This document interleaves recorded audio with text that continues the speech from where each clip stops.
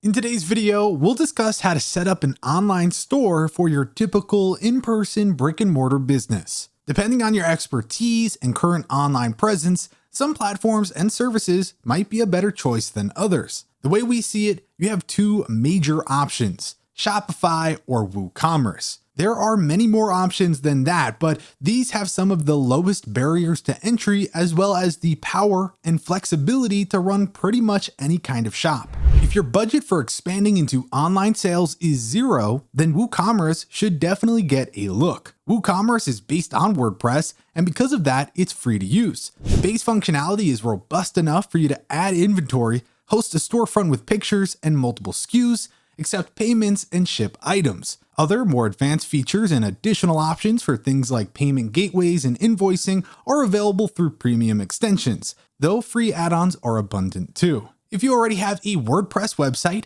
Woocommerce is definitely a great option. A negative to consider is if you're not using WordPress already, it could be a lot to set up for a beginner. Luckily, you can make your life easier with themes such as Divi that let you take control and easily design and manage your own website. Plus, you're not beholden to anyone but yourself with a WordPress installation. Owning and controlling all of your own content is one of WordPress's major drawing features. Shopify, in stark contrast, is a premium, standalone e-commerce platform. Shopify does have a monthly fee, but the benefits that you get from the platform might be worth it. For starters, nothing is really on you to do except for entering inventory and uploading pictures. Every feature that you need to run a successful business is included up front. No add-ons or extensions or picking and choosing features to stay within budget. You get dedicated support too for both you and your customers. They can reach you via Shopify chat, and you get access to Shopify support channels and representatives. And if you have no real website already, Shopify does include a limited blogging platform and matching themed website to your store. The service's premium model is definitely a concern for some, and not possessing full control over your content like WordPress may not be ideal for others. It is a solid choice, however, if you do not mind giving up some control and have the budget for it. Now it's time to actually set things up.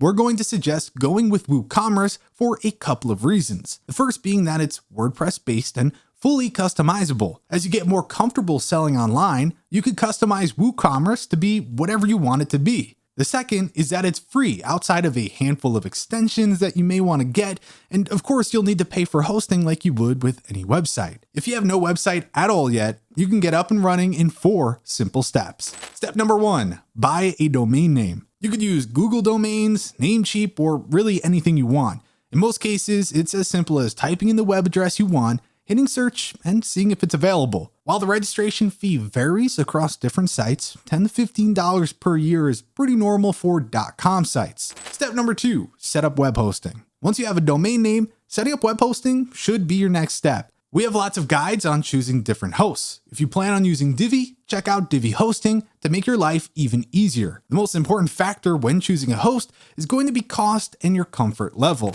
Step number 3, install WordPress. We have a very simple guide to installing WordPress that we recommend you check out. And also just finding the information on your host cPanel or dashboard should be relatively easy.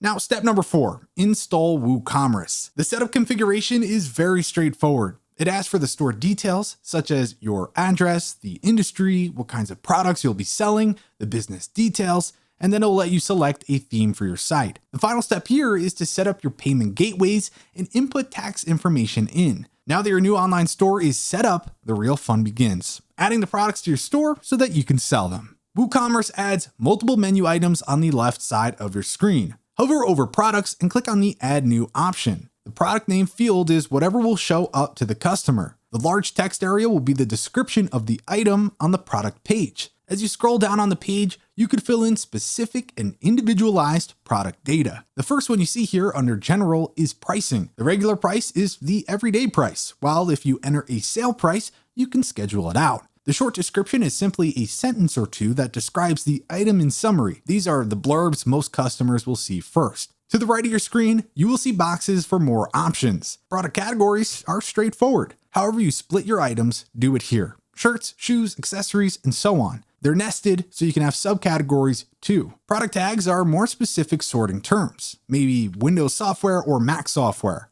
iPhone app, Android app, that sort of thing. You group items this way without having to make a category for a very specific and limited quantity. Product image is the main photo for the item and will be used in any place where a single image gets displayed, while product gallery is the whole collection that people can scroll through as they look at the item page itself. The inventory tab is incredibly important, especially as you are moving from an in-person store to an online store. You can set specific SKUs for your items, show whether it's in stock or not, and you can choose to limit the number of purchases someone can make in a single order. The shipping tab provides information to calculate automatic shipping costs. Linked products is for upselling. It's similar to the products that would sit on your checkout counter at your physical store. You could set any particular product attributes you want, and these are sortable and filterable in the shop, letting your customers find exactly what they need. Finally, the advanced and get more option tabs are generally left untouched when you're just beginning. Now add all of your products to your site,